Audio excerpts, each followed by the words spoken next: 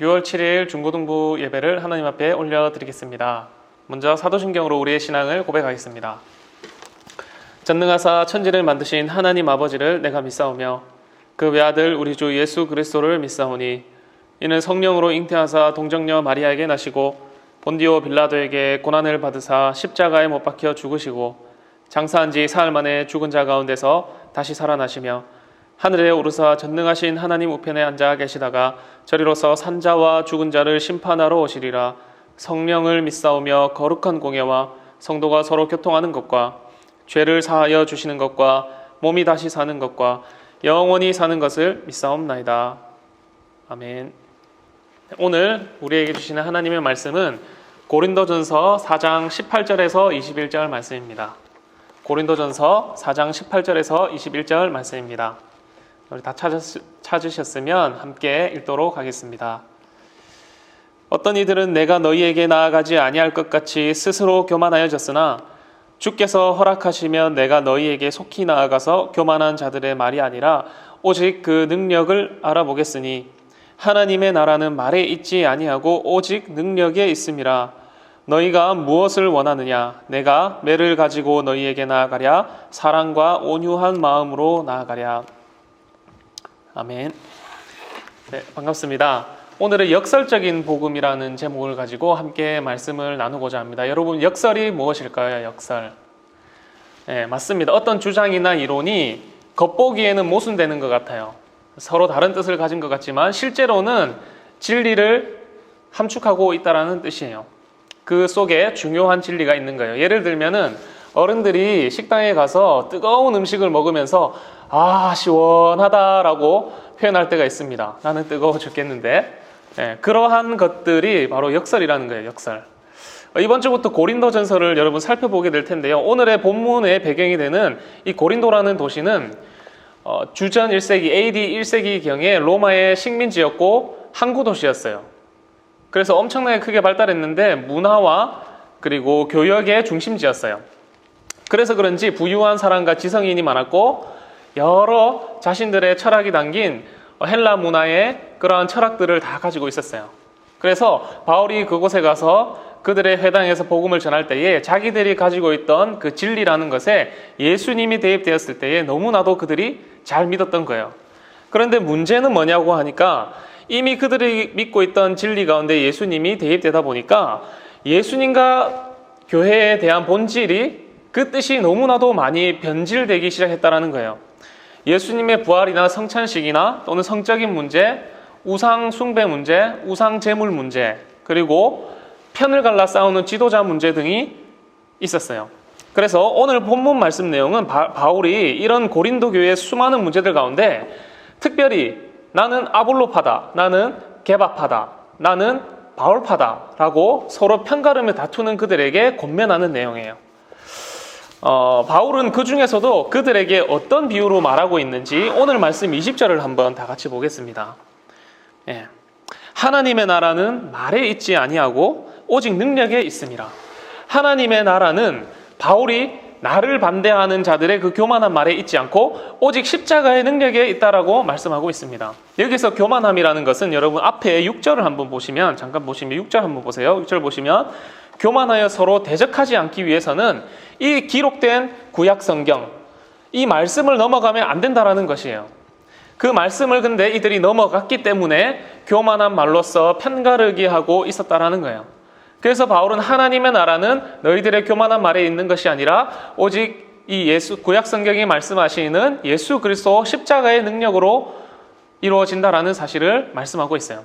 이처럼 하나님의 나라는요, 그런 교만한 자들의 말에 있지 않고 오직 십자가의 능력에 있는 줄로 믿습니다. 그러므로 10절에서 12절 말씀처럼 보시면 내가 고난받고 비천하고 목마르고 헐벗고 매맞고 비방받음으로 오히려 너희가 지혜롭고 강하고 존귀하게 된다라고 말씀하고 있습니다. 모순이지 않나요? 바울은 예수님의 복음을 전하는 사도였어요. 사도. 그런데 왜 목마르고 헐벗고 매맞고 비방받음으로 내가 그렇게 됨으로 너희가 존귀케 되고 지혜롭게 되고 강하게 된다라고 하는지 이것이 바로 역설적인 어떤 복음의 진리가 아닐 수 없습니다. 바울은 9절에서 자신이 사도임에도 불구하고 오히려 이렇게 고난받고 사형수처럼 끄트머리에 놓였다고 고백하고 있어요. 끄트머리. 여기서 끄트머리라 하는 것은 이 원어를 살펴보니까 마지막에 있다는 거, 마지막. 죽음의 위기에 있다는 뜻이에요. 아니, 왜 예수님 믿었으면 복받고 행복하게 살아야 되는 거 아닌가요, 여러분?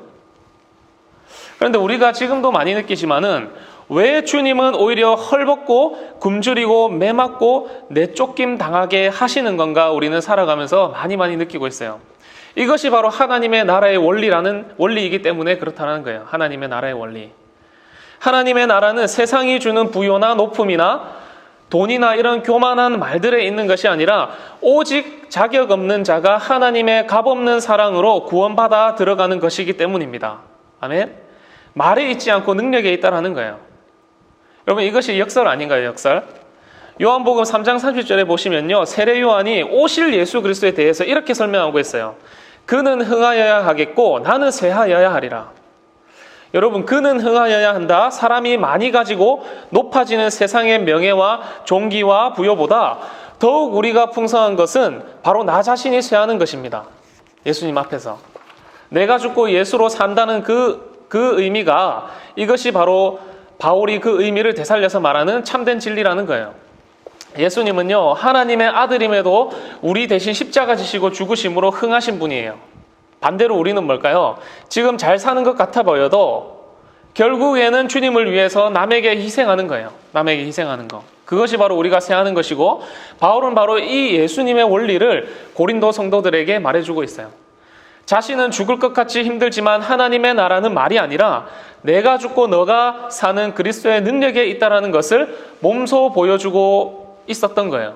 이처럼 바울은 자신의 고난이 바로 고린도 교인들에게는 그리스도인의 모범적인 삶이라는 거예요. 그러므로 하나님의 나라는 말씀이 밖으로 벗어난 교만한 말에 있는 게 아니라, 말씀 밖으로 벗어난 교만한 말에 있는 게 아니라 오직 말씀 대신 예수 그리스도의 십자가에 있다라는 사실을 여러분 믿으시기를 바랍니다. 아멘. 여러분, 이제 고1과 고1이 아니라 이제 고3 그리고 고2 이번 주에 중3까지 등교를 한 걸로 제가 알고 있습니다.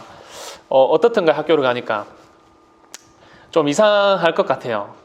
그죠? 처음 겪어보고 아직 만나지도 못한 친구들 가운데 어색한데, 거기다가 서로 가까이도 가지 못하고 말도 잘 하지 못하고 수업을 하는 건지 안 하는 건지 잘 알 수 없는데, 그래도 여러분 집에 있다가 이제 오랜만에 학교를 가서 싱숭생숭하지만 좀 기분이 남다를 것 같아요.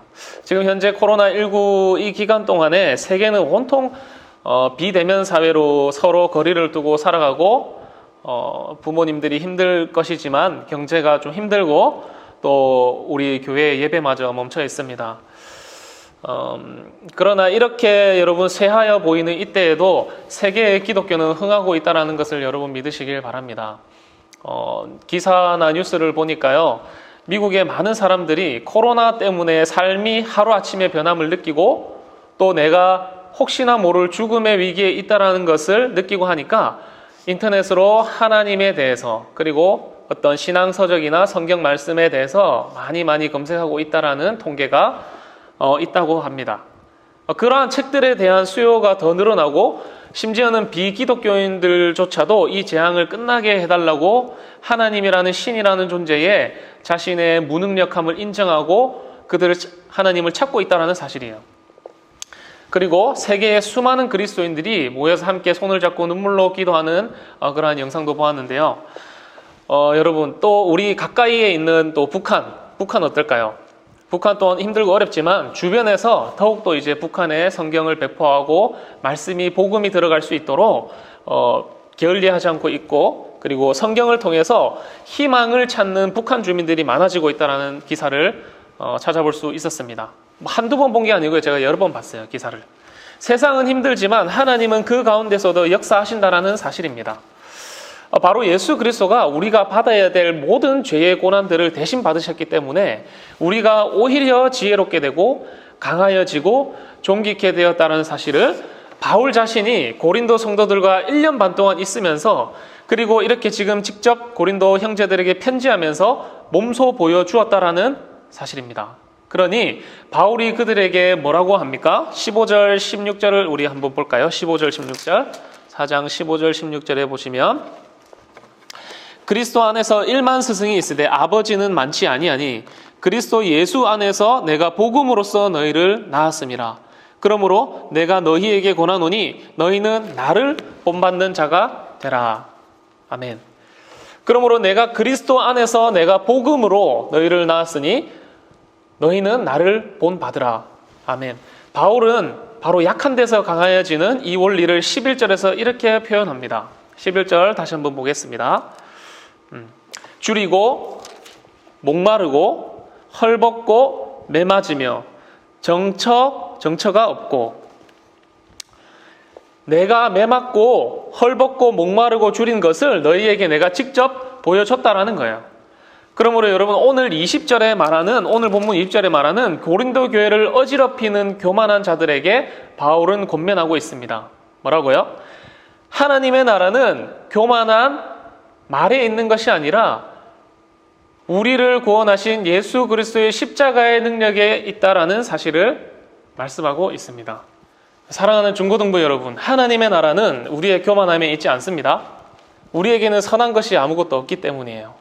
그러므로 오직 말씀이신 예수 그리스도의 능력에 있는 줄로 믿습니다. 아멘. 사랑하는 우리 중고등부 여러분, 패배주의를 제가 말하는 게 아니라요. 바보같이 가만히 있으라는 말이 아닙니다. 본질은 기록된 말씀 밖으로 넘어가지 않는 것이 교만하지 않는 것이에요. 그것이 결국 약한 가운데 강화해지는 것이며 내게 은사와 재능이 있지만 여러 사람들의 유익을 위해서 내가 그것을 절제할 줄도 알고 오히려 그것을 넘어서 내가 매맞고 헐벗고 굶주리고 비방받을 수도 있다는 거예요. 그것이 그리스도가 오히려 우리의 그런 모습들을 통해서 강하게 해주실 것이다 라는 역설적인 표현입니다. 그러므로 우리의 교만한 말이 아니라 오직 그의 십자가 지시는 능력으로 우리가 하나님의 나라에 들어가는 사람들이 되었다라는 사실을 여러분 꼭 믿으시기를 바랍니다.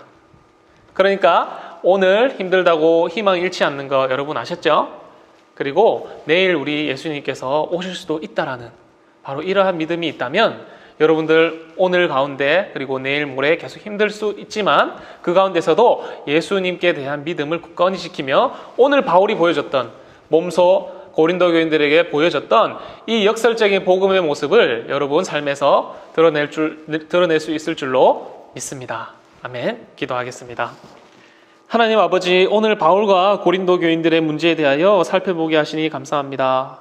내가 노력하면 하나님의 복음이 내게 있는 줄 알았습니다. 주님, 회개합니다. 하나님의 나라는 교만한 말, 나의 능력에 있는 게 아니라 오직 예수 그리스도의 십자가의 능력에 있는 줄로 믿습니다.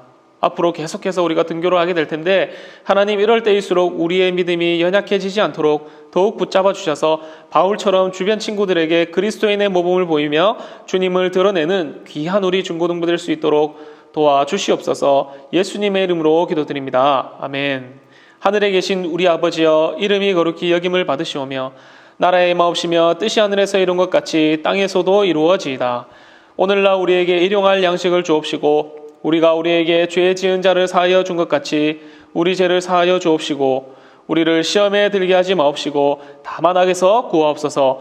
대개 나라와 권세와 영광이 아버지께 영원히 있사옵나이다. 아멘.